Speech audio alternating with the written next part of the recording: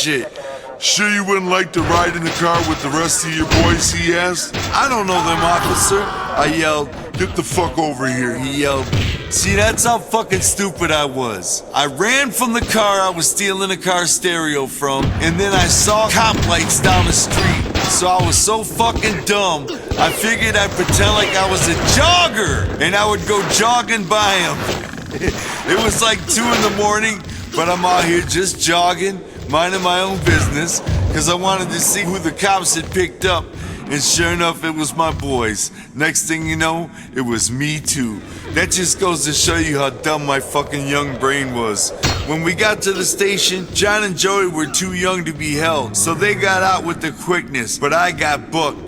Turns out I had a warrant for my arrest. All those threatening phone calls I had made to Missy in Milford. I had a lousy $100 bond, but I sat there for a week because nobody had any money. Brother, I learned the hard way. It's a lot easier to be a gangster hard ass in Milford than in the Oakland County Jail. I got the shit beat out of me in the bullpen right away. I was wearing my Sergio Valente tracksuit, and this big black guy came up to me. Give me your jacket. Where are you gonna go with my jacket? I don't think we're getting out of here anytime soon. Boom!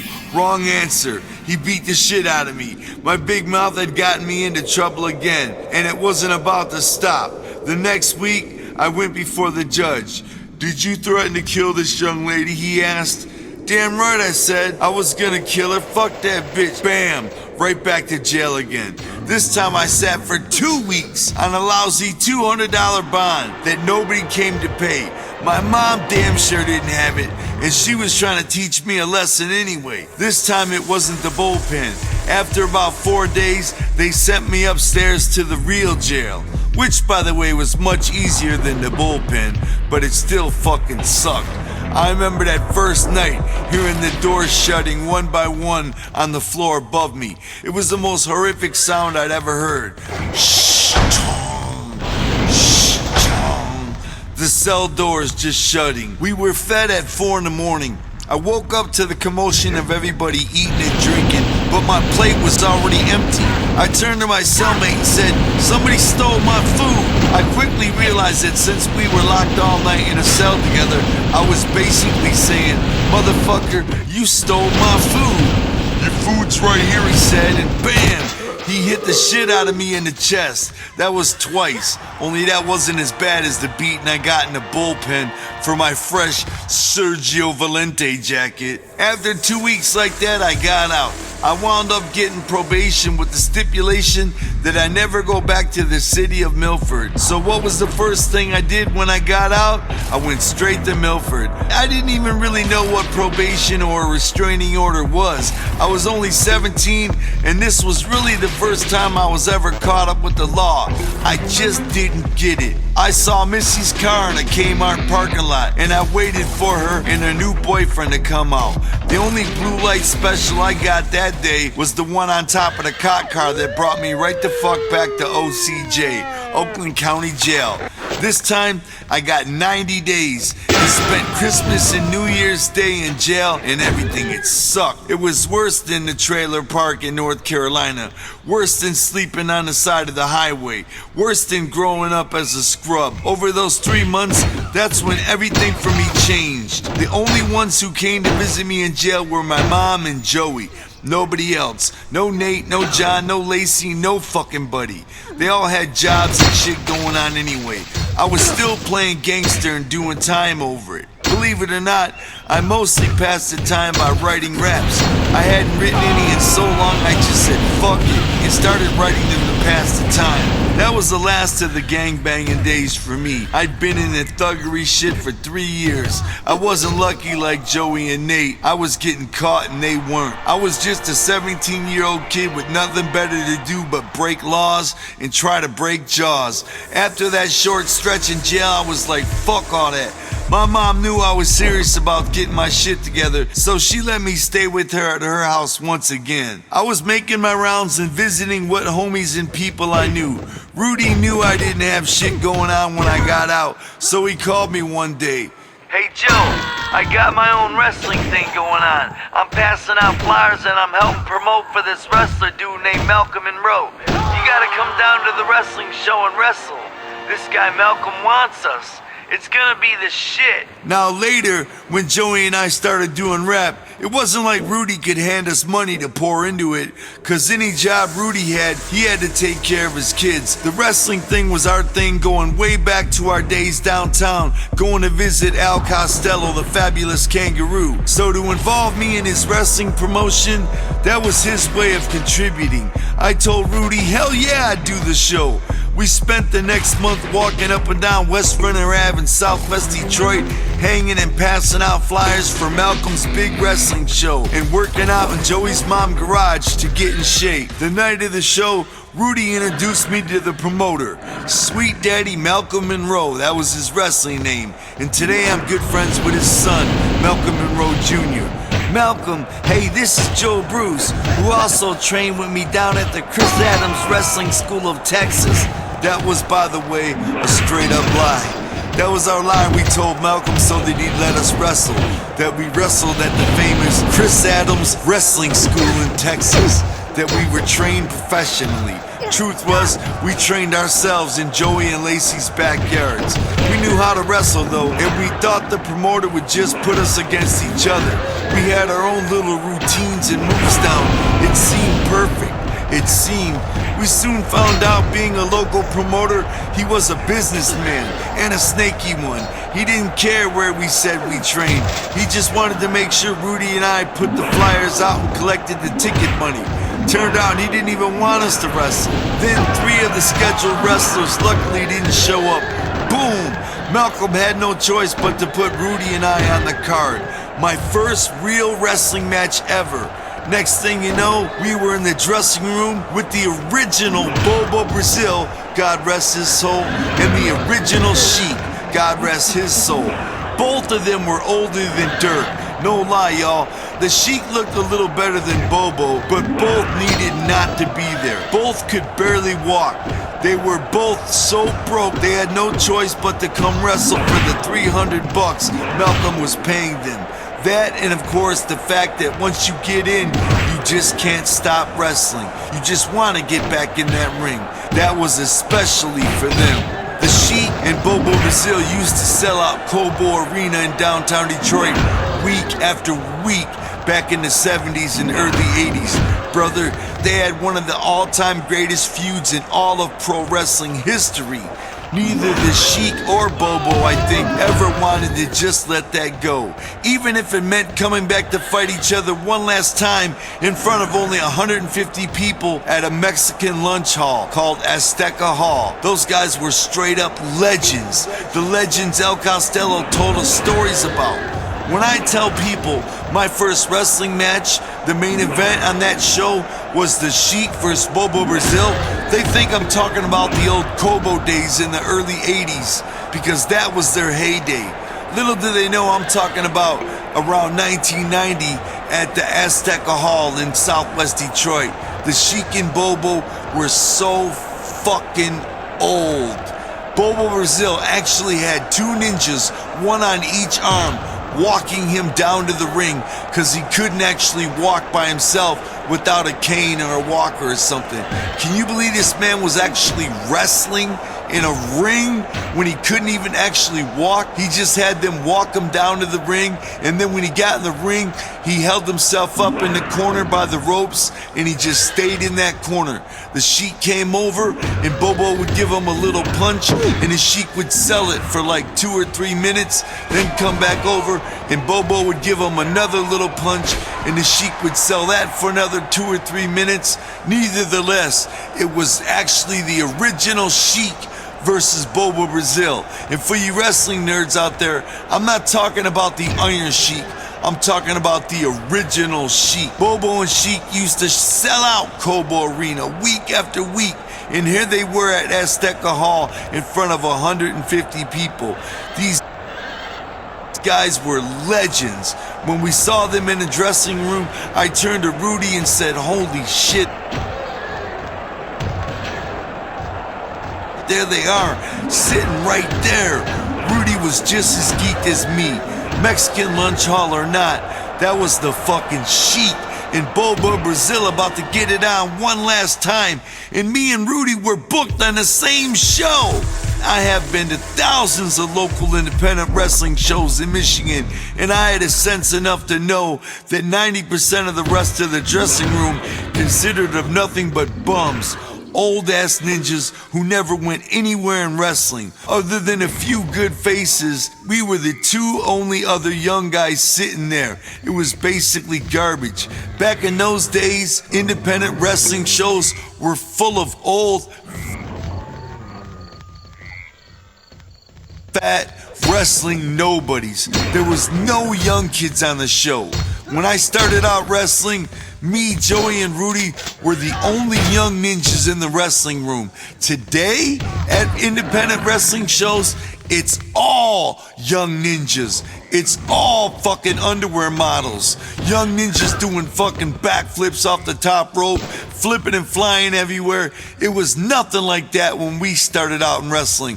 It was all old ninjas with holes in their spandex and dirty, tired-ass fucking scuffed up wrestling boots. We were the only young ninjas there. There were two other young guys sitting in the dressing room though, and within minutes, we were all sitting in the corner talking with each other. One of the kids' names was Rob Van Dam. The other was Sabu.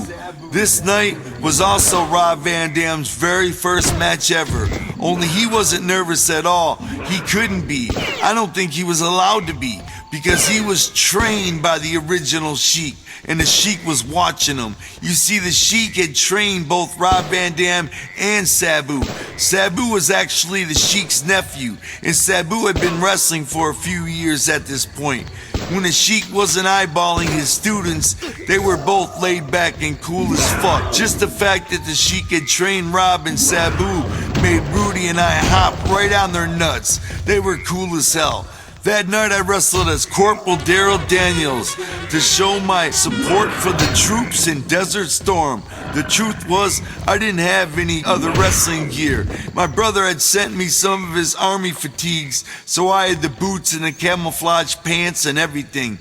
Even though I was still a skinny kid with a fresh-ass mullet who weighed about $120, I marched right out to the ring and yelled, "Salute the Corporal for Desert Storm!" I'd sold the hell out of it. Turns out I was wrestling a guy named Irish Mickey Doyle, who was an old veteran. He was one of the only wrestlers besides the Sheik and Bobo who I had any respect for. I had been a fan of his for years, watching him on all the local wrestling shows around town. Mickey Doyle could actually wrestle. Mickey was cool as hell.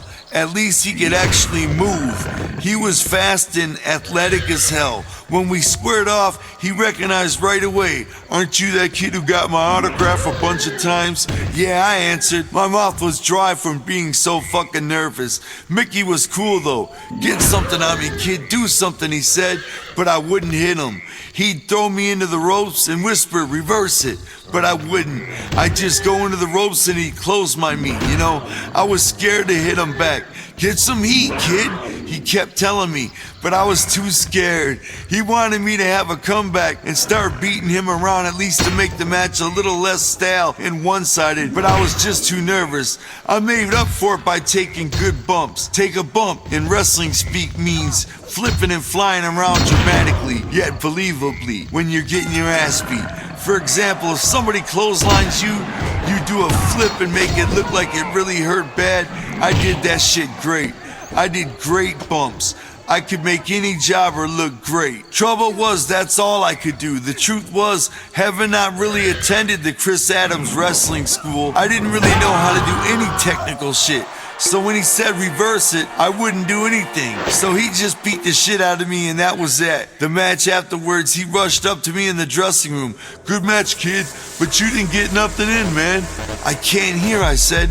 "I have a hearing problem. I couldn't hear you telling me what to do." Such a stale lie. You know what though? I'll carry that lie with me for the rest of my life. In the summer of 2000, when we booked Mickey Doyle for a JCW match, that's our own wrestling league, which you'll hear about later, Mickey was like, "How's your hearing?" I had to fucking lie to answer. "Oh," I said, "it's still really fucked up." Mickey knew I was fucking lying.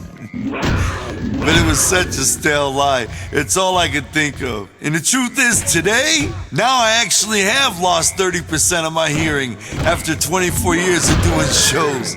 So now if I tell them my hearing's fucked, I'm actually telling them the truth. But back then, it was just a stale fucking lie I thought up on the spot to make up for the fact that I really didn't know what the fuck I was doing in the ring, so I couldn't follow his instructions. So that was the lie I carried. I couldn't hear. I thought I sucked in the match, but Al Snow, who today is a very famous wrestler and has worked in all the big promotions, came up to me afterwards and wanted to book me for 2 more shows that he was putting on in Ohio. I was so fucking happy. I was proud of myself for the first time in a while. Al Snow also booked Rob Van Dam and Sabu as well. My mind was switching over once again from gangster thug back to wrestling, just like in middle school. Now I was a wrestler, and that's all that mattered, to be wrestling.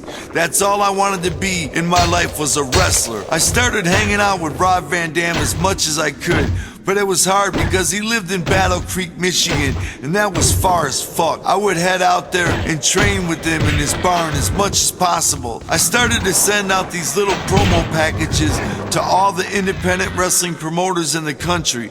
I told them all I could wrestle for free, but nobody booked me. But I was getting a lot of local bookings in Michigan and Ohio. I even did a 2-ring battle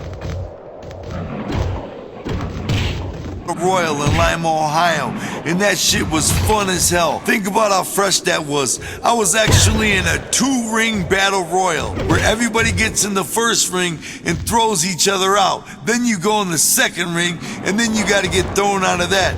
I stayed in that battle royal as long as I could because I just wanted to keep wrestling all those ninjas. It was so fresh. I wasn't making a single tiny fucking piece of a penny though. The independent wrestling world was nothing like I had expected. I ran into it full steam ahead, and it was a big fat giant fucking letdown. God, I remember those days all too clearly. All them years of backyard wrestling, I dreamed about how wonderful it was gonna be once I was old enough to do it for real. It was all just a big fucking letdown. First of all, every wrestler was dirt fucking poor. Nobody had any money at all.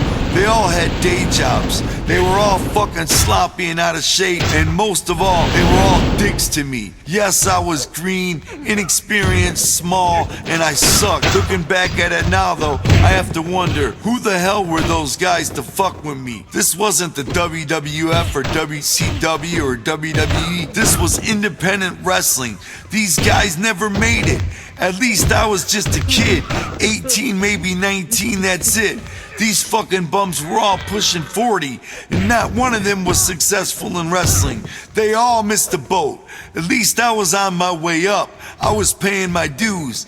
These were fucking jobbers. They all sucked in wrestling, and they were all wrestling in high school gyms and VFW halls for the rest of their lives. At least I still had a chance to make it. I think now that the only reason they were all dicks to me is because I was the only one in that dressing room who had a chance at the big time. Just like with Rob Van Dam, he was hated backstage too. Not Sabu though, just being the nephew of the Sheik, and not to mention his talent, made Sabu respected as fuck. All the rest of the dressing room, man, what a bunch of assholes they were. Even Joey wouldn't come hang out backstage with me. He hated the atmosphere of it all. He would rather watch it from the stands. I hated it backstage too. All them shitty nobodies dissing me all the time, fucking with me, made me feel like high school. I'm gonna be honest with you all. I started to lose interest in wrestling as quick as I gained it. I didn't have the heart to take all the BS like Rob Van Dam did. I would just get too pissed off, while he had the ability to just say fuck it and always blow it off. What the fuck, I was lost. Wrestling is what I always told everybody I wanted to do, but now I was questioning myself. But then again, most people question themselves at that age, right? Back on the streets, I was really starting to get into rap music again. I was trying my hardest not to end up back in jail, but I still loved to rap about thugging. When I was in jail, I had actually written my first rap in about 5 years since the JJ Boys. I called it Something to Say. It was a big rip-off from our local hero Awesome Dre Style, but I didn't care. I just wrote it to show my boys. John had recently gotten a job at Primo's, a pizza place. He was always telling us about this kid he knew who rapped super fresh. I told John that my rap, Something to Say, schooled anybody's shit, but I was just bullshitting. My shit was weak and I knew it. Besides, I still thought I wanted to be a wrestler my whole life. One day I went up to see John at work and I met the rapper kid face to face. He was pretty cool. His name was Dale, but his rat name was D Lyrical. Everybody was outside smoking on their break because business was so dead, and John had told Dale to rap for me. Everybody stood around and Dale rapped his ass off. He was fresh, but his raps were all positive and educational type shit. I hated that style. I always loved the gangster shit, you know, that fuck this and bitch that style. Then John told me to bust something to say for everybody. I was nervous as hell, but I wasn't much of a rapper at all yet. But so what, I did it anyway. I busted my rap because I really didn't care what they thought. My rap was full of cussing and violence and all kinds of gangster shit. Much to my surprise, everybody standing around loved it. They all told me it was the shit. I'm not talking about just John and Joey. I mean all the ninjas who worked at Primo's, who I didn't even know. They all liked my rap. I felt super good about it after that. I started to take my rapping a little bit more seriously. When I wasn't on some long-ass drive out to Buttwhiff, Indiana to wrestle or working at some bootleg-ass job, I was writing more and more raps. I really liked rapping.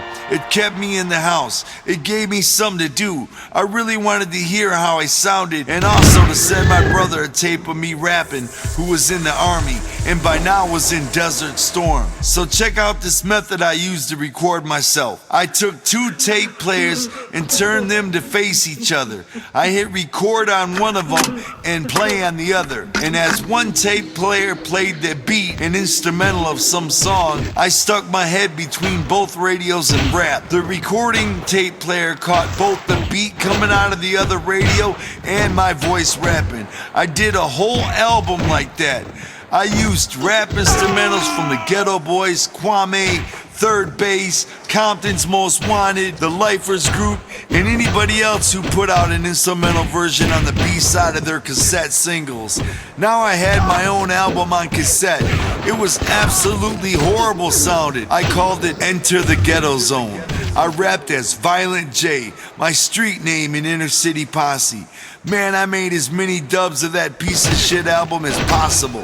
I sent 5 copies to my brother who was in Desert Storm and had all his buddies, so I wanted him to pass it out. I think he had other things on his mind at that time though. Rob was sitting with the other 65,000 troops in Saudi Arabia ready for war. When Desert Shield went down, I tried my hardest to get in the army, but no chance. My crime record was too fat. They wouldn't even let me peel potatoes. To me, my brother was and still is everything I always wished I could have ever been. So I just continued on wrestling on stale independent shows and writing my shitty raps and working shitty jobs. I'm gonna list just some of the different jobs I had from 14 until 19 years old. I had some of these jobs before jail and some after jail. In fact, I worked stupid jobs on and off all the way until the release of Beverly Hills 50187. We'll get to that later. In this book, I haven't really mentioned the many places I've worked at yet, mostly because none of these places ever meant anything to me. Just to clear it up, here are some of the places I've worked at throughout my life. McDonald's, Wendy's, Burger King, Myers, Foodland, a record store, Frank's Nursery and Crafts, Papa John's Pizza, a hardware store, Target, Benny Bread Company, a bowling alley, Joe Louis Arena, an army surplus store, and a video store. Some of the jobs I had done included dishwashing at 3 different places, caddying, landscaping, being a security guard, window selling, door to door, which by the way I never sold one fucking window, box folding, being a busboy, auto parts delivering, pizza delivering at 2 different places, being a gas station attendant, pizza cooking, car washing at 3 different places, moving, ushering, being a janitor, paper delivering, that's paper route, y'all, vacuum repairing,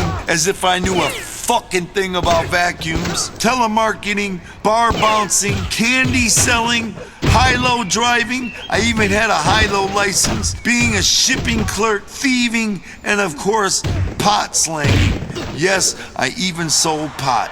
My interest in rapping was growing because everyone at least acted like they dug my shitty album. Even John and Joey said they wanted to make one with me.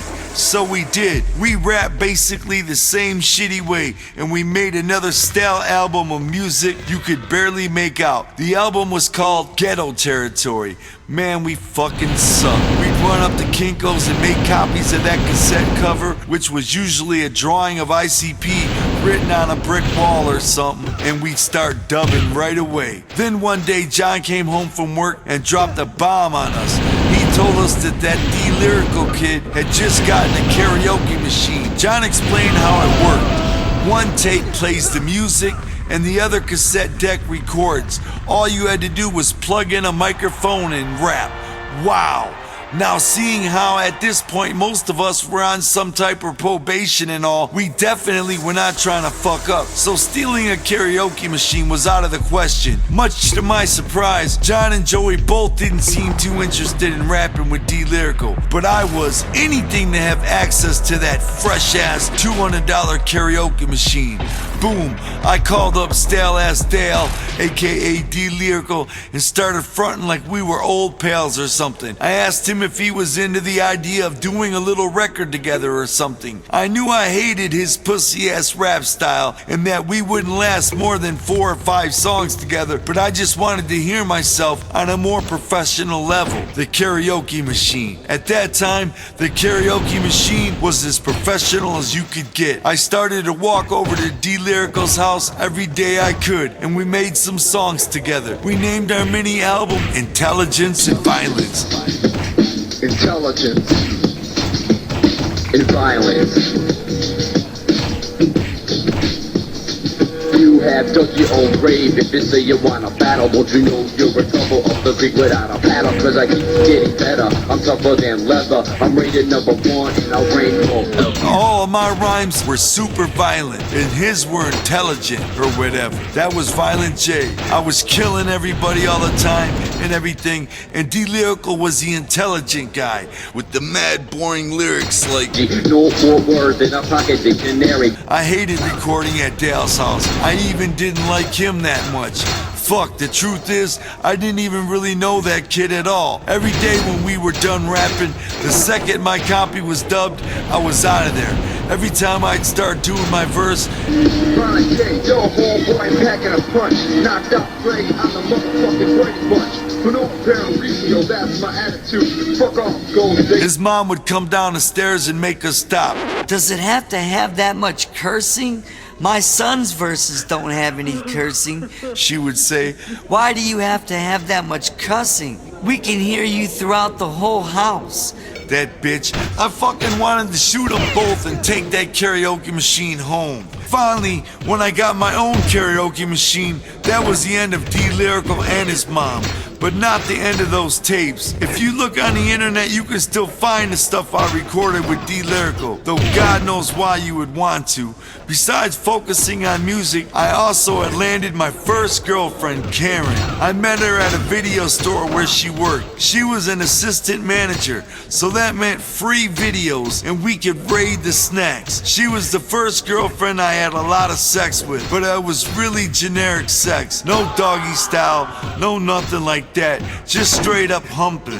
That's all I knew how to do, and that's all she knew how to do. Such sweet young lust. We even humped in her video store after hours, twice. Even cooler than the regular Ned I was getting was that Karen bought me my own karaoke machine. From that point it was on. I had been sending my brother tapes in Saudi Arabia of me rapping, as well as fresh shit from other Detroit artists. Guys like Awesome Dre and Merciless Amir are long forgotten, but to me they were the shit. Karen had some money, and I fucking drained her out of every dime of it. I hate myself for it now, and I swear to God I wish I could find her for two reasons. First, to pay her back, and secondly, to fuck her again. Correctly this time. Anyway, with Karen's help and her loot, I collected any and every single bit of Detroit rap I could find. I would go from record store to record store all over the inner city and just ask for local shit. I had it all. K-Stone, AWOL, Detroit's Most Wanted, Smiley, Rap Mafia, Papa J Smooth, Chaos and Maestro, and all that fresh shit. Karen was the bomb for helping me. Still love her. Pretty soon, I was trying to say shit. Karen was the bomb for helping me back then. I still love her. Pretty soon, I was trying to sell my own tapes to ninjas in the streets. And at the time, I still never said that rap was what I wanted to do for a living. I was still kidding myself by saying that I was gonna wrestle forever. I just found it really cool making tapes. People would make dubs of my tapes and give them to somebody else, and on and on. People were actually digging my shit. Here's the freshest part. Rudy was selling them all over Southwest Detroit for $1 a piece, and people were actually buying my shit. John and Joey jumped right back in the game once they heard the pure, fresh quality of the karaoke machine Karen had bought me. We were getting ready to make the big record together. We'd call it Basement Cuts. We needed money to buy some fresh instrumentals to rap over. Karen and everybody else were completely tapped out. This karaoke album we were making was our passion though, so we had no choice but to resort to old school tactics. John, Joey, and I followed this pizza delivery lady because she had big ass kicker box speakers sticking out of the back of her Jeep. When she got out of her car and went up to the front door to deliver the pizza, I ran up and started yanking that kicker box from her Jeep. They were bolted in, but I yanked it back and forth, and finally they came loose. The lady came back and started screaming. I must have had extra karma since I was stealing for my music, because I got away clean and sold that kicker box to some kid for 60 smooth bucks. As you may remember me mentioning before, everybody used to make fun of me because I had a big forehead. So I wrote a song called Go Forehead, Go Forehead, Go Forehead. John made a song called Ghetto Style, and Joey made a song called Violent Crimes of the ICP. Before long, the record was done, but not every song we made was used. We set up our plan. We would see how many of these we could actually sell on the streets. At this point, like many young musicians anxious to promote themselves, we discovered that Kinko's had a color copy machine, so that meant color tape covers. Pretty soon, we had our own little dub tape and a color copy operation going. Karen would buy the blank tapes and pay for the covers. Then we'd drive out to Rudy's in her Cavalier before she had to go to work and drop off 30 cassettes. Then I'd drop Karen off at the video store and drive all the way back to Southwest, and bam, Rudy would already have 30 bucks. It sounds so fucking retarded and simple, but it was fresh as hell to us. Like it's when people open a restaurant and they put the first dollar bill they make on the wall, it was just a fucking buck. But when you're just starting out, everything you do is like a fucking event. I would try to sell tapes in Ferndale and Oak Park, but nobody really wanted to buy them. Rudy and his cousins were selling them big time in Southwest, so we called the label Rude Time Records. I started claiming Southwest as my home turf and all the rest, because that's where everybody was buying them. And that's where everybody knew the name ICP. Rudy didn't have a phone at the time, so we were putting my number down. We told my mom, if anybody calls for Rudy, Say, can I take a message, please? He's not in right now. We went into mass production. This meant Rudy was making his own copies at his house. I was making my own at my house, and John and Joey were making their own too. By now, we even had this kid named Fat Ronnie making his own copies. Inner City Posse's name was larger than ever. The only problem was that all the real gangsters in Southwest knew that we weren't really much of a gang. Even so, ICP was making noise, and they got jealous of it real quick. Pretty soon, Rudy's family's house in River Rouge started catching hell, with gangs driving by and throwing shit.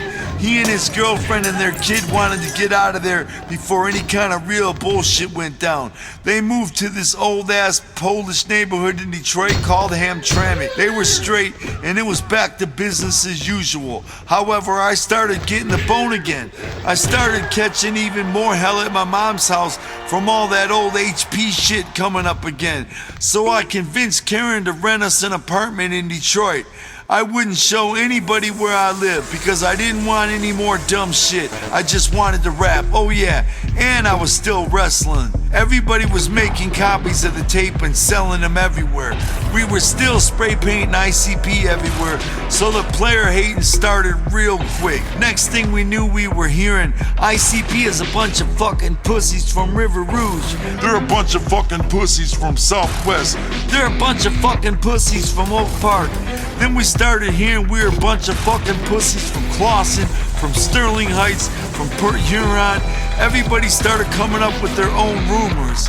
Our notoriety, or I should say fake notoriety, spread. People realized we weren't really a real gang, just rappers talking about being one. So everybody who had been in the ICP gang was like, fuck this, I'm out of this group. Everybody bailed on us, because if they stuck around, they got beat. Gangs were wanting to see if we were really as tough as we claimed in the music, and the truth was, we weren't. Mostly though, it was player haters saying, damn, they were making a lot of noise from these cheap ass tapes that basically sucked. Desert Storm started. Finally, my brother rode back from Saudi Arabia right before the Desert Storm war started. I got everybody bumping your shit out here, dog, he said. Plus, one of my homies owns a record store with his brother. Alex Abyss is his name. Remember Alex? He owns a record store with his brother. He'll sell your tape. You guys should take your tapes over to him on Gratiot in Roseville. Our jaws dropped. Holy shit. Somehow our shit's really gonna be in a real record store. Now, of course, we weren't making any real money at this point. All we were doing was driving around in my girlfriend's car, deeper and deeper into debt, paying for all the Color Kinko's copies. I promised her, once I make it, I'll pay you back, once I make it. Until then, I had to try to find another job. Joey and John's mom was a hairdresser out in the suburb called Troy, so she got us jobs at a brand new Papa John's pizzeria that had just opened up out there. Joey quit the second day to go back to thieving, his preferred means of income whenever it was truly necessary. We were mad pissed at him because we needed the money and we had to keep right on working there. One of the things we had to do at Papa John's was take turns putting this fresh-ass pizza slice costume on and stand out front in traffic trying to get customers. It was part of the job, and it was to pay for a rap career. No matter how hard I tried, I was still a thug, even in a pizza slice costume. Every fucking day I'd be out there trying to make the best of it, waving at little kids saying, hey, come get some pizza. All the time, older kids would drive by and be like, fuck off, pizza slice. I'd be like, fuck you, bitch. I'll fuck your Richie ass up. I'd turn into this enraged pizza slice, chasing them through traffic. Of course, I look lame as hell picking fights as a pizza slice. But I figured if I pushed the crust part of the costume down and popped my head out of the hole, they'd see I wasn't playing. The kids would just laugh at me and take off. Then I'd have to run back and get back on my big plate, hoping that the owner of the store didn't see me. I sealed my fate as the thug-minded pizza slice when I took some rhinestones and super glued them to my teeth so it looked like I had diamonds in my grill. Now I was this pizza slice with iced out teeth, running up and down Big Beaver Road picking fights. The manager, however, wasn't having it. You gotta take those rhinestones off your teeth, son. I ain't taking nothing off my teeth. Boom. I got fired from that job right quick. Time to try to sell some tapes to this Alex guy. We took about 20 copies of Basement Cuz up to Alex at his store, Hot Hits Records, which was on Gratiot Avenue on the east side. Alex was a fucking snake right off the bat. He put the tape in.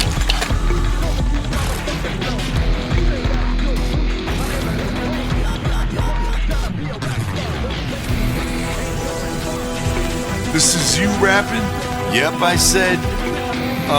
Hey, you know my brother Rob. Silence. Yeah, I remember you. You're Rob's little brother. Silence. I couldn't tell if he liked it or hated it, so I flat out asked him, Alex, can you sell these at your store? He didn't give a fuck. He kept listening to the tape, looking at me.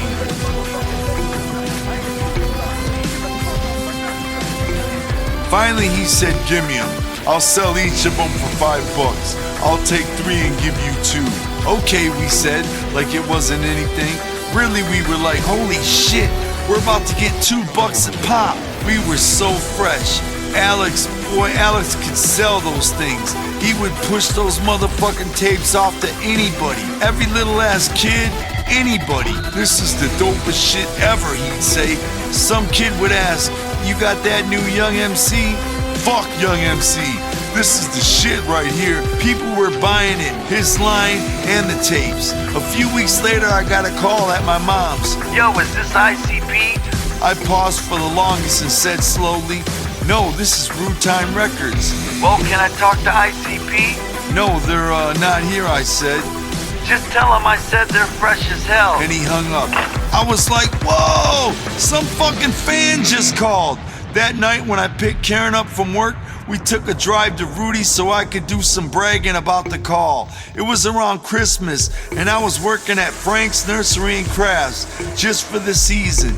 To show how much love we had for each other on Christmas Eve, I went by work and fucking stole the tree, some mad ornaments and Christmas lights, and even a Santa Claus suit and everything. I put it all behind the dumpster out back. After work, I grabbed it all and we went over to Rudy's house to set up the stolen Christmas tree. I walked in the house dressed as Santa Claus and we gave Rudy's kids a fucking real Christmas. That shit felt good, y'all. That's why I say today, ICP may seem like 2 people on stage, but you gotta understand, from the very start, it was many more people. It was Rudy, it was my brother, it was everybody, even the stolen Santa suit. Alex's store was in Roseville, Michigan. Before we went up there, none of us had ever even heard of Roseville. Boom, we gave Alex 20 more tapes. He called us up about 4 days later. I only got 1 left, I need more. We had sold 19 more tapes out of Alex's store in only 4 days because Alex was pawning them bitches off like they were the shit. 19 more people bought them. So for the first time in my life, for the first time ever, I sat down with Joey and John and we laid out our master plan. Let's try to do rapping for real, y'all. Let's try to make it, I said. Right away, John wasn't having it. Do you know how many fucking rappers there are from every city? Not just 20, man. There's like 20,000 rappers. I thought about it for a minute, and the fact was he was right. When I'd hand out our basement tapes, everybody was like, oh, my cousin raps, my brother raps, my cousin's brother raps. There were rappers everywhere. When I got that call from Alex, though, I got 1 more tape left. Come pick up your money and drop off some more tapes. It changed my life, man. Listen, Alex has money, I continued. Let's ask Alex to be our manager. Let's try and do ICB for real. We all got jobs except Joey, of course. Let's put all our money in. Let's do it. I pitched a long-ass spiel about how I knew we could make it. John and Joey finally were down. We called Alex up and asked, when you have a day off, we want to have a big meeting with you. He was like, All right, whenever. he had no idea what we were planning. Right before we left to go to Alex's house, we were over at John and Joey's house. Joey had a red marker and a napkin. What do you want to call our record company? We have to release it on something, he said. He was right. We at least knew that much. I collected all the local rappers' tapes in Detroit, and besides the rappers' names and album title, there would always be a label name too, which was always pretty stale. Like Dope MC would be on Dope MC Records, and that's lame as fuck. We wanted to sound like we had a real record label, like we had a real record deal. We started thinking about this crazy ass paperboy in Joey's neighborhood. This kid had hair like Big Bird, and he was fucking nuts, always kicking over garbage cans and crashing his bike into cars so he could roll across the hoods. So we were gonna call our label Mad Paperboy Records. The other idea we came up with was Psychopathic Records. Joey drew 2 logos on that napkin. One of them was this character with Big Bird hair and a stack of papers in one hand and a newspaper in the other hand. For the Psychopathic logo, Joey just drew the same character, only without the papers, and carrying a hatchet instead of the newspaper. We got over to Alex's house, which was actually Alex's mom's house, and we went down into the basement. There was no kind of room for us to sit, so I just sort of paced around while I gave him my 2-hour-long sales pitch. I was scared as fuck the whole time. To this very day, I can't recall ever wanting something so bad in my life. Alex, we want you to manage us. We want you to invest some money. We know you got some money in the bank. And we swear to God we'll sign whatever you want us to sign. We swear to God the first person we will pay back when we come out with this will be you. He was sort of stunned. I kept right on talking. Alex, you sold those fucking tapes on a shitty little Maxell cassette for $5 a pop. You sold fucking 19 of them in 4 days. Rudy sold God knows how many, 75, maybe 80 in Southwest. I sold 20 myself. Fat Ronnie sold 15. Dog, we can fucking do this. We can do a real EP at a real studio. Alex wasn't saying anything. He had both his arms on the table just listening. Joey and John were sitting at the table while I was walking around doing the whole speech. I kept on outlining our plan right there in that dinky little basement. I think we can do it for real in a real studio. So let's do it, I said. Alex, we need $2,000. We're asking you if we can borrow $2,000. We know you run that record store with your brother, and you're the only one we know that can do it. You sold those tapes so fast. You already know the music business. You know what people want to buy. Let's start a record company together. Alex just looked at us like we were a bunch of criminals, which up to that point we sort of were. He knew what I was saying though, was straight up from the heart. I'll do it, he said. He was down. You guys don't have to sign anything. I know you're gonna pay me back when we get the money. So boom, that night, we showed him the 2 ideas, and Psychopathic Records it was. I went back home to Karen. John and Joey went back home to their house. That night was the beginning of the rest of our lives. When I decided that was what I wanted to do, that was the new dawn of everything. It was never an option to fail. When we were doing the JJ Boys, if you'd asked me what I wanted to do, what I wanted to be, do I want to be a rapper, I'd have said no. I always said no. During Intelligence and Violence, I'd have said no. Even with Basement Cuts, there was too many other rappers out there. I want to be a wrestler is what I said. But when Alex sold all those tapes at a store for $5 to complete strangers who weren't friends of ours, and who weren't friends of Rudy's, and who weren't friends of Rudy's little brother, or friends of Fat Ronnie, just complete strangers, then when that kid called me and all that stuff together, and from that moment on, I had something. I had a purpose. I wasn't making fucking basement tapes anymore. I didn't want to be a wrestler. I didn't want to be anything. I had worked like 50 jobs and none of them worked out for me. All of a sudden, I had something to do for a living. I wanted to be a fucking rapper, and failure was not an option. Every fucking day I come out of my tour bus and some ninja's asking me questions. Did you ever think you'd make it this big? Yes, I knew we would. I knew we would the day we decided we wanted to be rappers for a living. That day changed everything in our lives. It was like the sun shined on us for the first time of our entire lives. We knew it right then and there. We didn't want to be wrestlers anymore. We didn't want to be fucking thieves, thugs, or gangsters. We wanted to be rappers. and we wanted it for real. And once we made that decision, and once Alex was on board, once Joey, John, and I were all on board, it was like fucking catching the Holy Ghost. We knew it. We wanted to be rappers. Failure was not an option. It was like our calling. It was like the key fucking finally unlocked the master bolt, and we knew what we wanted to be. Every question was finally answered. We knew what we had to do. We knew our purpose. We knew our calling. We were going to be the inner city posse for real.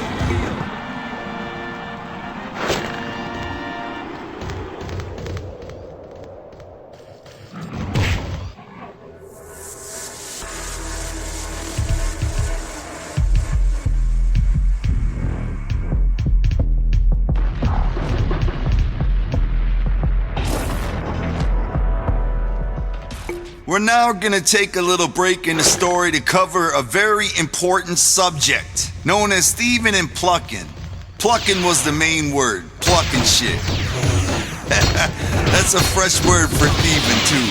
Pluck a candy bar, pluck a pair of shoes, pluck some batteries, you know what I'm saying? Pluck some shit.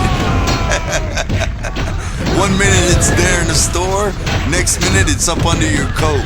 You plucked it.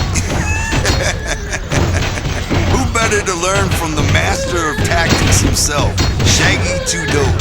So written in his own words, in 3 different sections placed throughout the book, is his own thief tactic handbook that he likes to call the Shaggy 2 Dope Guide to Crime, Volume 1, Ninjas in Action. But of course, this is an audio book, so here's the man himself, Shaggy Shags, the man with the extra long wang. I've been told, Shaggy 2 Dope. Thank you, Jay, especially for the compliment on the meat piece. But I'm gonna jump right into it here. Here we go. Nate the Mac and I could never hold down jobs. It was just too whack working, you know what I'm saying? First time I ever stole, I got caught. I was at Crowley's department store and I did the oldest tactic in the book. I brought fucking 2 pairs of shorts into the dressing room and I came out with one. For some odd fucking reason, I have no idea to this day, I had an 8-inch knife in the inside pocket of my jacket with no cover on it or nothing. So when they busted me, they found it and they were all like fearing for their lives and shit. Like I was gonna fucking stab them or something. That wasn't the case. Because I was only 14 or something, my mom had to come pick me up from jail and that was it. Nowadays, I'd have cut everybody in half. We wouldn't just steal shit to steal. Actually, we would, but mainly we'd steal shit to get paid off it. Damn, there's so many fucking tactics to stealing. That was the easiest fucking thing ever. Nobody steals books from fucking B. Dalton and places like that. The whole trick is if you get too greedy and you try to go to malls and stealing in them bookstores, you get caught every time. Mall security's too thick. If you go to the stores in the mall parking lots or the freestanding bookstores, those are the easiest fucking targets in the world. You can get paid stealing fucking books, especially if you don't like to work like I didn't, you know? It's so easy, it's impossible to get fucking caught. It's always some old fucking lady or some fucking high school kid working behind the counter or some fucking feeble ass lady who ain't gonna do shit anyways. She ain't gonna chase you, she's just gonna scream her old ass head off. The best time to do it is in the winter, cause that way you got a big ass jacket on. You go in there, you find the biggest, fattest fucking book you can. Open it up to the inside page, the last page, whatever. It's got the price in it, how much the book costs. So you look for like a $300 ninja book, one of those big fucking ninja fat ass ones. Not like this book though. Make sure it ain't a book about some stupid band or whatever, cause those books ain't worth shit. Find one of them $400 books about ancient quasars and how to defuse them or something. Wear some loose pants, stick the fat fucking book down the front of your fucking pants, and suck your stomach in as hard as you can so you can't even tell it's in there. Your shirt and jacket should go straight down over it. To hold it there, if your belt ain't doing the job, grab a handful of change and just cup your arm over and hold on to it. When you walk out, you just act like you're counting your change. When you're in the car on the way to the used bookstore to fucking sell it, you just crinkle up a couple of the pages. You know, just throw it on the floor a couple times, cause if it looks too new, they won't buy it. Truth is, they know you fucking stole it. You know, they're thinking, what the fuck is this 14-year-old thug kid doing with the fucking prehistoric equations limited edition hardcover? Even though they pretty much already know you plucked it an hour ago, you still gotta rough it up a little bit. You fucking bring a $300 book into a bookstore, you get like $50 for it, which is the shit. Yeah, they're gonna sell it for like $200, but so what? 50 bones is straight as hell. We used to get super paid off books, but then, you know, everything gets played out after a while. Boy meets girl. I'm sure this tactic is probably used by many a young thug today because it's very fucking easy and very effective. Your homie meets a girl somewhere. He gives her a fake name from the start. Now when you're younger, of course, you're not allowed over the girl's house unless her mom's gone for the night. So on a good night or a good school skipping day when her mom or dad are at work, you bring your whole fucking crew over. When you're in her bedroom fucking her or whatever, your road dogs just fucking loot the joint. Man, you just fucking take everything. Put the DVD players outside the fucking windows. You gotta keep the TVs and shit in there because you'll notice them gone right away. But the DVDs, take those, mad easy. Go into her parents' room, steal all the jewelry, fucking whatever of value. We'd even steal the shit out of their cupboards, cookies and fucking chocolate milk and shit, you know, frozen pizzas, anything. We would just strip the whole fucking house. Once you get that chick in her room, you gotta rap to her a while before you start fucking, right? At least 10 or 15 minutes, which gives your homies plenty of time to load the car full of shit, you know? Plus, sometimes the bitch would be drunk by the time she came out the room or whatever, so she wouldn't even notice anyway. This is so fresh. We were at this bitch's house pulling that tactic once and we ordered a pizza. When the guy got there, we paid for the pizza with the necklace we stole out that bitch's mom's room. Pretty fucking fresh, huh? Come on, it's that easy. And if you feel like getting some brews or whatever, it's this easy. Check it out. You walk into the store, 5 people deep, you grab some cases and you run out. It's called a case run. Make sure it's a suburban store though. Them inner city stores will bust rounds at your ass. Chapter 8, Paying Dues. We booked our first real studio time at this place called Miller MIDI Productions. 45 fucking bucks an hour, which is crazy. That place sounded absolutely fucking insane to me. I remember the first time I heard 45 bucks an hour, I thought that better come with a pickle buff and a free fucking dinner. We went in there though, it was me, Joey, Alex, Rudy, and Lacey. The whole fucking army went in there just to book the studio. It was so quiet in there you could hear a pin drop. Then this guy came out, this long-haired composer dude with John Lennon glasses, looking like he played in a symphony. He was super skinny, super frail, and super quiet. "How are you guys doing?" he asked. "I'm Chuck Miller. Looking to record some music, eh?" He looked like a music guy. He sounded like a music guy. We quickly renamed him Snake Miller. We all just looked around the studio, the first recording studio we'd ever stepped foot in. We were like, whoa! The walls were covered in foam. The keyboards were everywhere. Alex was like, He was just as overwhelmed as us. He had to assume his new management role though. I started to talk, but Alex stepped in front of me. Yeah, he began, trying to use his deep voice. "We're interested in reserving some studio equipment time." He didn't know what the fuck he was saying, but I loved him for it because he was trying. "Okay," Chuck said. "What kind of music do you do?" "Well, basically," Alex began slowly, "we're a blend of hip-hop and rap." "What's the fucking difference? We're really open to anything." "So you're looking for 808 drum beats?" Chuck asked. Alex had no idea what he meant. "What would the cost be of that?" Alex asked. Like an 808 beat is gonna cost more than a 707 or some shit? "No, I'm saying that's the kind of stuff you're... Here, let me play you some examples." Chuck knew he had some suckers on his hands, so he took us all into the studio room and played us some tapes. It was none other than one of Joey and I's favorite local rap songs, Merciless Amir, A Day Without a Rhyme. A day without a rhyme. Without a strong rhyme to step to.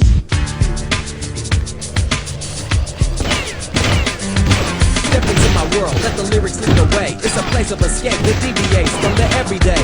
A resort of a zero, it's for your mind though, so you relax and max. And me, I let the rhyme flow. Check it out on YouTube, it's fucking awesome.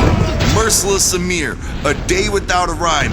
It's also the only song Merciless Amir ever recorded back then, and he blew up off it all over Detroit, but you never heard a peep from him again until like 2011. He put out an album, and it was like a Space Odyssey album or some shit. Nobody understood what the fuck was going on. But anyway, back to the story. Merciless Amir recorded here, I asked? We were fucking ecstatic. I don't think Chuck Miller even remembered who the fuck Merciless Amir was, but when you're young and green, everything is so much more exciting. In our eyes, Merciless Amir was like a multi-platinum superstar. If he recorded at Miller MIDI Productions, woohoo, boy! Alex reserved 3 hours at the $45 an hour and put the big ass 135 down. We felt the ground shake when Alex put that money on the counter. Snake Miller was unimpressed. How many songs do you think we'll be able to get done with this? Alex asked.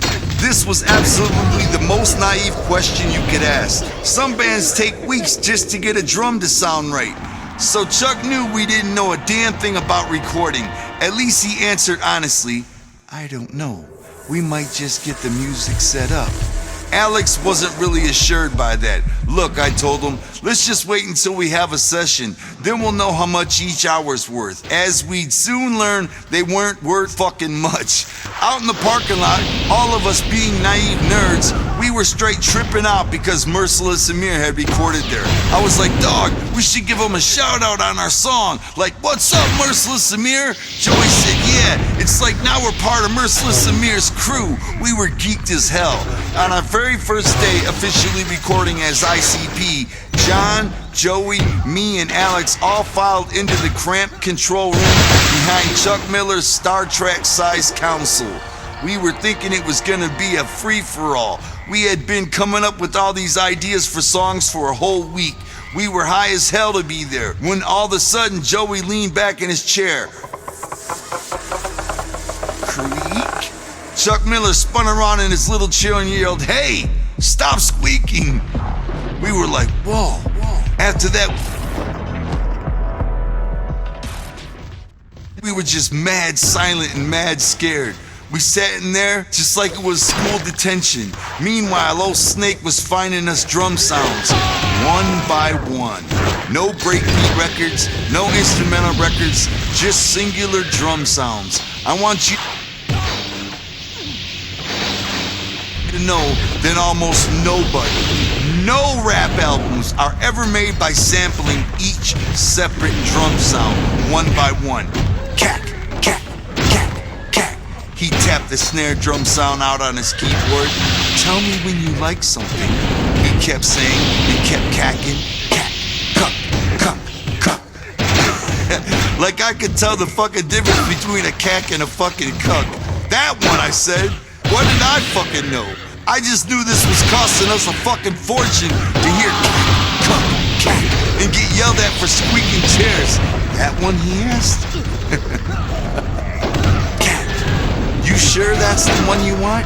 You sure you don't like cuck? Nope, we like the first one, cat. Okay, then let's move on now, he said. Well, do you want some claps? Yeah, sure. What's a clap, I asked. Well, here, let's find some claps then. I'll load them up. He turned around in his chair, adjusting his little spectacles. Now, are you looking for a high-pitched clap or a low-pitched clap? Dog, I wanted to fucking rap. I don't fucking have a fucking clue what the fuck he's talking about. Every sound, I mean, everything, he'd take another 20 fucking minutes to load up all the samples on his keyboard. Then he'd turn around with his little spectacles and say, well, let's find some more sounds then. Meanwhile, Alex was out cold. Everyone else was just snoring. Our record session had turned into just me and Joey and this guy finding some sounds. Cack, cuck, snap, clap. Low pitch, of course. It wasn't as clear to us then, but looking back on all this now, I realized Chuck the Snake Miller was sticking a 9-foot fucking dick with John Lennon spectacles on it right up our anus. When we left that first 3-hour session, all I had was a tape with boom, boom, shh, cack, boom, boom, shh, cack on it for 5 minutes. That was our 135. That was what our $135 got us.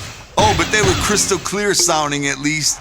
ICP fans, juggalos out there, let this be known.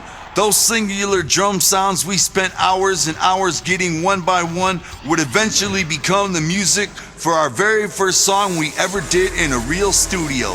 It became none other than the song Ghetto Zone. Violent J serving ghetto hard street shit.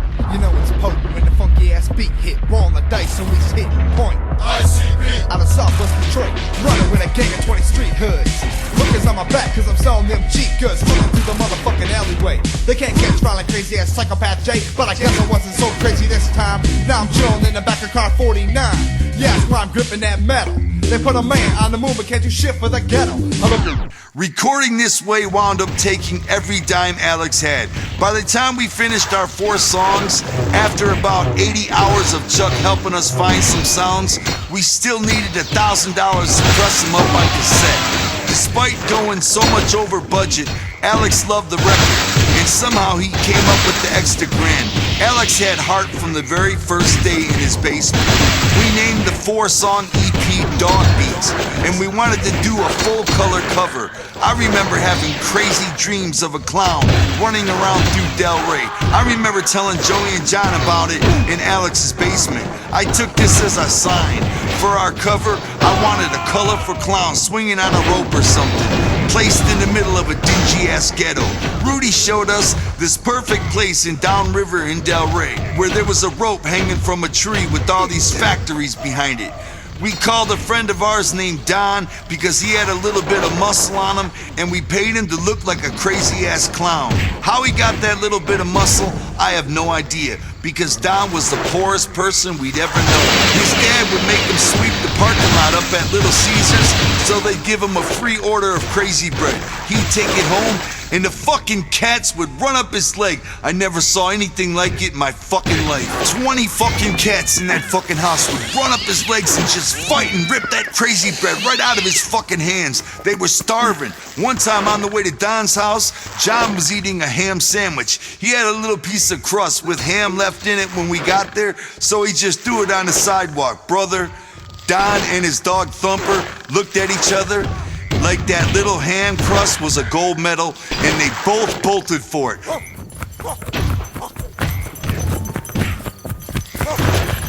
Thumper beat Don to it by half a millisecond, but Don started wrestling Thumper, trying to get it out of his mouth. They were both hungry as fuck. Don was cool as fuck, and I still love this kid to this day. I've lost touch with him over the years, but man, that kid was responsible for a lot of good times when we were young. I hope he's doing okay. We added Don to the group back then as the mascot kind of guy. We kind of figured our group would be like this. John, Joey, and I would rap, and Don would be our Flavor Flav guy. He would be a clown and run around doing flips, cause Don could do a frontward handspring and cartwheels and all kind of shit like that. He could move. How you think he got that sandwich crust away from that damn dog? So we shot the cover of Dog Beats with Don hanging off the rope in Delray with the factories behind him. The idea was to put our logo on it, which was a jester holding the ICP letters like a puppeteer. We also needed to make a flyer to promote the record. We didn't want a cheap looking flyer like all the other local bands in Detroit. We wanted a professional flyer with real typesetting. Mind you, this was way before we had truly discovered the powers of Kinko's and the powers of copy machines and computers and all that. So Alex got a hold of the old phone book, and we found us a graphic artist guy in Royal Oak. We brought him this picture of us chilling. In the shot, I was standing there with a stick. Why? Because we needed a prop. Joey was on one side of me, and he had this Kid Rock high top fade thing going from back then, looking like he was 10 years old. On my other side was John. He didn't look anything like a rapper at all, more like Dylan from 90210. That was always the problem with us. Joey and I always told him to get a more fucking radical look somehow. But I guess he loved his lame girlfriend too much to fuck up his pretty looks. So we went to this artist guy in Royal Oak with our idea. In big bold letters it would read ICP with Southwest Detroit right under it. Simple enough.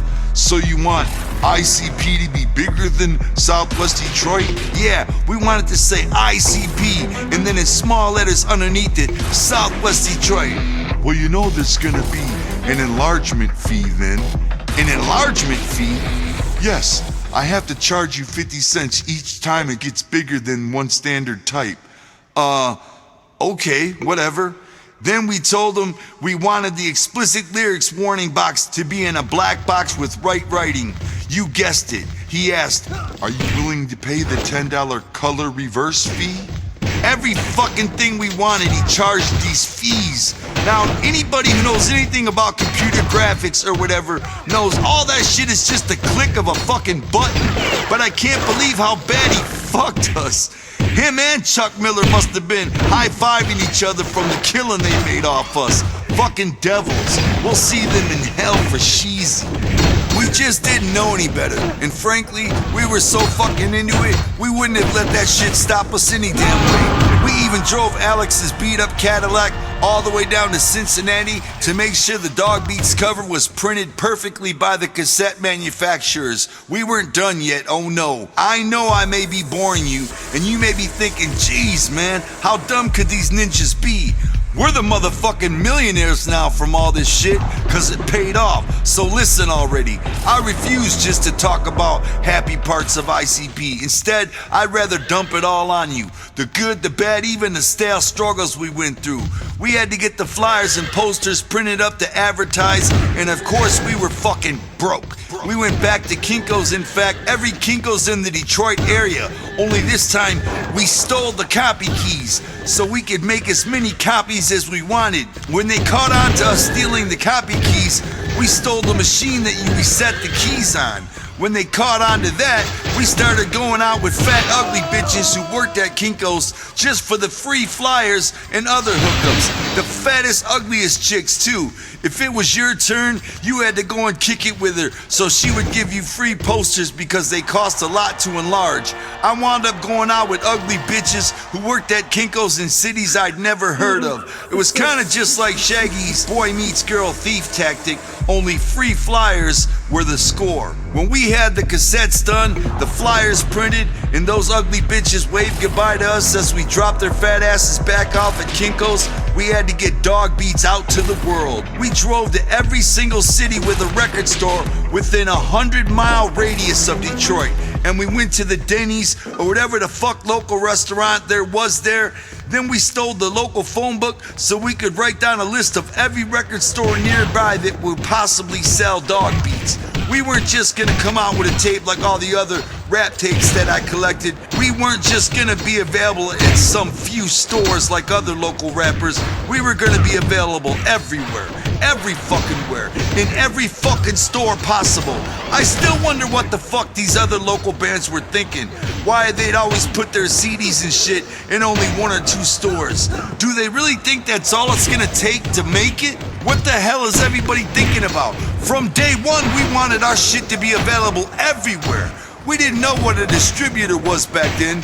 We just knew about consignment from our experience with Alex's store, where the store sells your tape and takes a cut, and then you come to collect the loot and drop off more product. That's how consignment works. We knew that eventually our first release was gonna be available everywhere we could possibly get it. Everybody was gonna know about it. We flyered all over. You have to understand, this is before street teams and all the other promotional tactics we use nowadays. We flyered everywhere. I mean, we covered the city. Hours and hours and hours. We went to all the local clubs like St. Andrews Hall, The Shelter, Todd's, The Ritz, bowling alleys, movie theaters, everything. When Rudy got on the bus, he'd even tape our flyers to the seats. We were everywhere, hitting the same places over and over again. Time out. Let me just say something. Anybody in any kind of up-and-coming band should fucking seriously take note at this point. If you ever wonder how we made it, it was simple. We never even considered failing. This is very important to me because looking back, I noticed that I failed to really stress a very important point. The point is this. On that night in Alex's basement, when we all first agreed to do this whole rap thing for real, I don't know how or why, but failure was not an option. From that night on, our lives changed 180 degrees. It was almost like you're a thug lost in your day-to-day thug life when suddenly you catch the Holy Ghost. Everything changes. Nothing at all is the same. That's what happened to us. From day one, we completely were obsessed with success. Nothing would stop us. We came bursting through the gates of the local band scene, and strictly through hard-ass work, we surpassed all of them lazy fucks within just days. It was like finally busting a nut after 20 years of jacking off. I finally had a purpose now. I was sure of this, no doubts at all. I never once doubted us, not one time. Failure was never an option for ICP. From the day we decided we were gonna do this band thing for real, I can't stress enough that failure was never an option. We knew in our hearts and soul we had to succeed. People, just know this, words alone could never explain the magical drive we had in our hearts from that day we left Alex's basement until now. It's pure and powerful magic. Don the Clown Guy was poor, you heard about that. Way back in the 8th grade, he introduced me to the Dale brothers, Billy and Chucky and Dougie. They were poor as hell too. The whole family delivered newspapers to make ends meet. They are to this day one of the strongest and most loving families I have ever known. I didn't know them very much back in the day. I just knew Billy and his brothers liked to wrestle and all that. I always thought they were cool ninjas, but I never thought anything much beyond that. Today, Billy Bill is the Don of Psychopathic Records. He's the CEO. Back then, he was just a cool-ass ninja who we really started to hang with right around the Dog Beats era. Billy knew all the neighborhoods really well from his massive paper route that he did every night. He knew where mad record stores were at.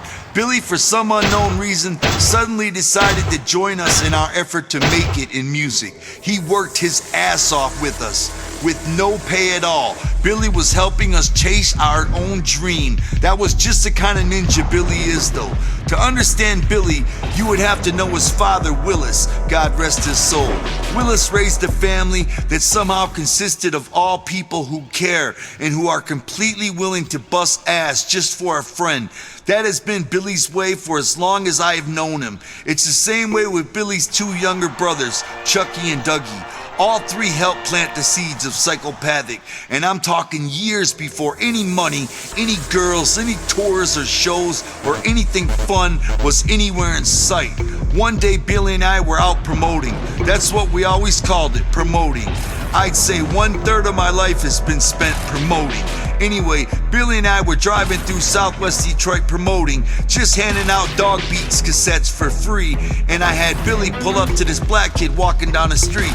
"Hey man, do you listen to rap music?" I asked. He stopped and just stared at me like I was gonna mug him or something. "No," he answered nervously. "Oh, all right," I said, still determined. "Well, in case you know somebody who does, give them this tape." I threw the tape out onto the grass next to the kid and we drove away. And that's when all of a sudden, pop, pop, pop! Billy's back window blew out. We ducked down and then looked back. The kid had pulled out a gat and was shooting at us. Pop, pop! He put 2 bullet holes in the back of Billy's car before we could get away. 2 white kids pulling up to a black kid walking down the street in Detroit asking, "Do you like rap music?" I guess he figured we were trying to fuck with him or something. We didn't care. We weren't even thinking about that lame shit like that. We just took the bump. Brother, flying in Detroit, there was plenty more bumps to be taken. One time I was flying Harpo's, which is this heavy metal club in one of the worst neighborhoods of Detroit. A singer from a local rock band had even been killed outside the club during a carjacking a few weeks earlier. But there were still shows going on there, so while Karen, my girlfriend at the time, waited, terrified in her fresh Cavalier, I hit up every car in the parking lot with a Dog Beats flyer, available at wherever the stores listed on it were. Then, this big security guard came up to me. Hey, you can't put flyers in this parking lot unless they're for a show that's happening here, he said. "Oh, alright, I'm sorry." I was cool about it. He wasn't. Go back and take them off all the cars, he said. So I went back and took every flyer off every car. As I was leaving to get back in Karen's car, the guard called me over. Let me see what you got there anyway. I walked over there. I'm in ICP, we're a rap group. Boom! Out of nowhere, he blew my fucking grill out and broke my nose. My nose is still fucking crooked from the blast. Look in any photo of me and you can see it's crooked. I have no idea why that guy punched me in the fucking nose so fucking hard. All I remember was my eyes watering up as I fell to the ground before I lost consciousness. I started feeling the ground around me for a bottle or anything I could stab his ass with. When I woke up, Karen was screaming and crying, trying to drag me back into the car. Remember I told you about that kid in Oak Park who I punched in the chest even though the principal was right there close by us? It's that element of surprise. Getting knocked out of nowhere by this guy made me believe in that element of ruthless surprise even more. I would have never guessed that was coming. Even today, I think it was just another lesson from the beyond trying to teach me. Be ready for sporadic insanity from other people at all times. As I stated before, we wanted dog beats to be available everywhere. People wouldn't expect a local rap group to have their shit sold in the bootleg tape counter of gas stations. We just give the gas stations our tape and let them keep the money, just so it will be available there. We drive up and down Gratiot Avenue on the east side and Telegraph on the west side, handing out our tapes. They didn't have to like it, they just had to know who we were. Just remember the name, ICP. We even went to the most ruthless rundown ghetto stores in Detroit. Places where it's half a chicken store and half a record store. They'd sell bootleg tapes in one of those spindle things that turned, and we would put our shit in there. We never even expected to be paid, which was good, because you can best believe not one of those ghetto stores ever paid us for our shit. We tried at times to go back and get paid, but they always had an excuse. The owner ain't here. So if they're reading this, I want my fucking $20, and let me get an order of them barbecue wings with it. You may be thinking we went a little overboard. Let me tell you from the start. From Dog Beats on, we were better than any local band out there. Of course, it was Detroit, and there wasn't much coming out at the time, even though we were trying harder, putting our shit in more stores than any other band. We'd give our shit away by the megaton truckloads just to get it out. After we sold our first 1,000 tapes, we took the money we made and ordered another 1,000. We didn't keep one penny to ourselves. Every fucking dime went right back into ICP. It was fucking unreal. Now I know that there have to be some up and coming rappers or band members out there hearing this and thinking, Yeah, all that promoting sounds familiar. We do the same thing. well, no you don't. You wish you did the same thing. Fuck you. Each one of us, from Billy to John to Joey to Alex, we promoted 26 times harder than your whole band has ever worked. Combined. Believe that. I could fill up 250 books just like this one with nothing but tales and stories of the endless promoting we did during the early years of ICPs. Holidays, birthdays, sleepless weeks and months, on and on and on for years. So take your little stickers and flyers and suck my dick. I was proud as fuck to promote. I was a fan of Inner City Posse. I even sent a bunch of Dog Beats cassettes to my wrestling homies, Rob Van Dam and Sabu. Sabu was off wrestling in Japan with his uncle, the Sheik, and doing other serious wrestling shit, so we never really kept in touch at all. But Rob Van Dam were down as fuck, and are still down as fuck. He was wrestling in a down south promotion called the USWA, I think. He was steadily climbing the wrestling ladder up and up and up, and I had suddenly switched tracks. I thought he might start to look at me as another one of them bums in the dressing room with no heart for anything. Nope, he loved it though. He loved ICP. He was one of the main people who were actually down with the music, and not just because he was my boy trying to be cool. He would inspire us. He would tell me, Joe, man, you have a shot at something big. Fuck wrestling. It just might not be right for you. This rapping thing though, man, this fucking tape is good as hell. I already knew that though. I knew wrestling wasn't for me. Rapping was. If I was ever gonna sell 1 million copies, I would probably have to promote it to 10 million people. So let's get started. Alex had gotten a call at the record store from this kid up in Big Rapids, Michigan, who was putting on a show at a college there.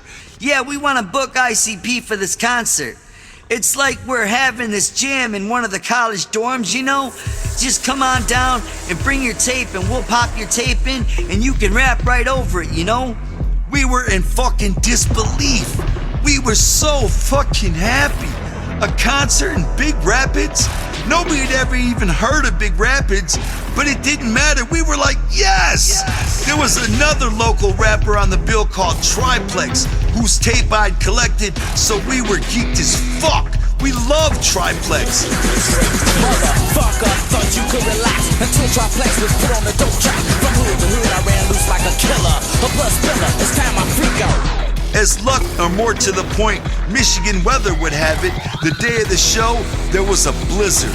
Bro, a fucking glacier on the highway wouldn't have stopped us. We got in Alex's old Cadillac and started driving through that blizzard.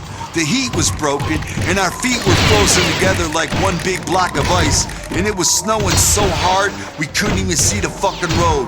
This was just as well because a tire fell off a truck and smashed Alex's windshield. Boom! But we refused to stop going. Fuck that! We got a concert to do, I said. The window was cracked open and it was blowing snow and whistling cold air on our faces, but we didn't stop. Finally, the road got so bad that the car kept spinning out of control. We stopped at a rest area until the snow let up a little. I asked this truck driver, how close are we to Big Rapids? He went over there to the You Are Here map. Detroit is here, you are here, about 4 inches apart, and Big Rapids is here, another foot to go. Wow. We stood there looking at Alex's cracked windshield, or what you could see of it through the snow. Alex, John, Joey, Rudy, Billy, Don, and I staring into the blizzard. We got back into that caddy and decided to keep going. Right now, people are piling into the concert, I said, as we fishtailed back onto the freeway. I could see it. This huge college dorm arena with thousands of kids screaming, ICP, ICP. We couldn't let them down. Of course we had to keep going. Finally it stopped snowing. We were alone on the road. Everybody else, I guess, had the good sense to stay home. It was so cold in that car, penguins had passed out. We had no idea how long it took us to get there, but we finally fucking made it. We fucking somehow found the college dorm. We flagged down a kid. Where's the concert at? What are you talking about? He asked. Alex looked at our directions. Hall C, that's where we're supposed to be. Where's Hall C at? I asked. He led us to a door. We got out of that caddy, all 7 of us, bounded up to that door and charged in. Hello, Big Rapids! To our surprise, we found ourselves in a room with no stage, no concert lights, no anything. Just about 30 ninjas listening to the radio, all standing around talking. What the fuck? Where's Triplex? I asked. Oh, he never showed, some kid said. You guys are the only ones who showed. Well, do you have any microphones? No. Is there a dressing room or something? No. It didn't matter. We used the bathroom. Don put on all the face paint, the wig, and had the shiny cane and everything. We put on our hoods. Alex went out to the non-stage to announce us. All right, listen everybody, He said, turning the radio off. all you guys stand right here and pretend there's a line here. This is where they're gonna perform. He looked like a damn mime outlining our imaginary stage. Then he hit play on our cassette deck and the intro of Dog Beat started rolling. They got loose. They got shot. They got explosives. They got access to any kind of weapon they want within 24 hours. We got over 50,000 gangbangers out there. We burst out of the bathroom in our hoods, and Don started doing his flips and handstands, and we started rapping. All we saw were 30 pairs of blank eyes looking at us like, what the fuck is going on? Nobody even nodded. We did Ghetto Zone, we did Wizard of the Hood, and then we just stopped. We're Inner City Posse, y'all. Peace. Nobody applauded. Nobody said anything. It was dead. Crickets. Then somebody turned the radio back on, and that was it. Don was in the bathroom wiping off his makeup, and we were just in there depressed out of our fucking minds. Don broke the silence. Dog, I felt so stupid doing cartwheels and shit, and you guys are just rapping. I ain't doing this anymore, man. I'm out. We couldn't blame him. All of a sudden, this kid who booked us came into the bathroom and introduced himself. You guys are ICP? Yeah? Man, the show was like 3 hours ago. You said it was in Hall C, Alex said. No. We were in Auditorium C. You guys fucked up. Well, I said, trying to save face, we just did a couple songs out there. He looked at us, then took a step into the hall. It was fully lit up. 30 kids were listening to the radio. There were no bands, not even a DJ. It was like a study hall, whatever the hell that is. You did songs out there? He asked. The kids started laughing. Oh man, the show was at 10 o'clock in the auditorium. It was off the hook. Now it's like 2 in the morning, man. You guys just played out there? What did you guys do in there? We just played our tape, you know, and we just rapped along with it. By now, the kid doubled over laughing, busting on us. That's the fucking cafeteria, man. Them people are just chilling. Them ain't concert goers. They're just students, he explained. I wanted to kill him. We drove through that fucking blizzard. We survived bouncing tires and wipeouts and the You Are Here map. I was pissed. Alex knew it. Look, we came all this way. The kid just stopped us. I ain't even gonna front, bro. I forgot you guys were even coming. So here's $40 for gas money. In the middle of the night, we climbed back into Alex's Cadillac and drove all the way back through the fucking snow. Nobody hardly said anything. We got home at about 11 the next morning. That was our first concert. I hate college. Fuck college. Yo, let me just say this once again. That may have been it for Don, but for the rest of us, that wasn't even close to slowing us down. Karma was still at an all-time high. On the home front, we weren't having much luck either. There was this radio show on Saturday nights on the station 96.3 FM. The hosts were named Reggie Hot Mix and Ron P. They had this contest called Who's the Wildest Livest Kid in Detroit? Whoever won their stupid late night radio contest got to come down to the station. Ron P. They had this contest called Who's the Wildest Livest Kid in Detroit? Whoever won their stupid late night radio contest got to come down to the station. So I was calling that motherfucker religiously trying to get through. Finally they answered. Woo! What's up, ninjas? My name is Jay, and I'm so live you can see me hanging out of your speakers right now. Reggie Hot Mix asked me, how far are you from the station? I told him, look out your window. You can see me on Grand Boulevard. You see that white house on the left? See me waving in the window? That's me, I'm right there. I was just saying whatever to sound funny, but they were having it. All right, come on down. You're definitely the livest kid in Detroit. So I snatched my Dog Beats tape and raced down to the station in Karen's Cavalier at fucking 3 in the morning. Of course, I was such a hound dog. The first thing out of my mouth was, please play our tape. Please play our tape. Oh, you're a rapper too, huh? Well, let's get you on the air and talk about how you're the livest kid in Detroit first, okay, bro? As soon as we were live on the air, the first thing out of my mouth was, yo, this is Jay. I'm the livest kid in Detroit. And get ready, y'all. Ron P and Reggie Hot Mix are about to premiere ICP song, Dog Beats. That's all I could say. They just stared at me pissed off. At the commercial break, they promptly had me kicked out of the station. After that, we'd call Reggie and Ron all night long about playing our tape. Finally, after months, they played Dog Beats one night at 3 in the morning, right when the show was going off the air, probably just to get us to stop bugging them. I remember it so clearly. We were all sitting in the dark up in Joey's bedroom, waiting and listening for hours, just like we did every weekend. Every song that came on wasn't ours. It hurt worse more and more. Finally, they played 2 minutes of Dog Beats. In the city posse got the Dog Beats. ICP, we got the Dog Beats. No, you don't stop with the funk from the old days. Starting on your head as the beat plays. Yo, the ICP has got the Dog Beats. In the city posse and we playing for keeps. And I know that you're liking this funk, cause I can hear my voice Coming out the truck of your ride, don't take me for a sucker. You leave it unattended, I'ma take the mother. Q to the D to the OPE. Hitting 03 with the ICP, I like bass, treble on the 10 stuff. Throw a kick it in the back of a scepter bus with that 40-0. Oh, that strong bull, shooting craps in the back of the liquor store, and I'm hitting.